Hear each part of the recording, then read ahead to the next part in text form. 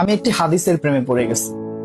হাদিসটা হচ্ছে ঠিক এমন যে যখন বান্দা একটি ঘরে কান্না শুরু করে এবং তখন আল্লাহর ফেরেশতারা বলে যে আল্লাহ তোমার এই বান্দাটা কি জন্য কষ্ট পাচ্ছে, এবং ফেরেশতারা আল্লাহর কাছে কান্নাকাটি করে বলে যে তার মনের ব্যথাকে তুমি আল্লাহ কমিয়ে দাও। তখন আল্লাহ তাআলা বলেন যে আমার বান্দা এমন কোনো কিছুর মায়া পড়েছিল বা ভালোবেসেছিল যা আমার চাইতে সে বেশি ওই জিনিসটার প্রতি ভালোবেসে ফেলেছিল।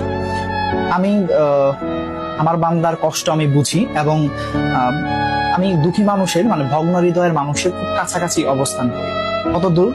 এক হাত দূরে আল্লাহ তাআলা অবস্থান করেন। হ্যাঁ? এবং আরেকটা কথা হচ্ছে ফেরেশতারা তখন বলতে থাকে আল্লাহ তুমি চাইলেই কি সেই বান্দার সেই অভাবগুলো তুমি পূরণ করতে পারো না?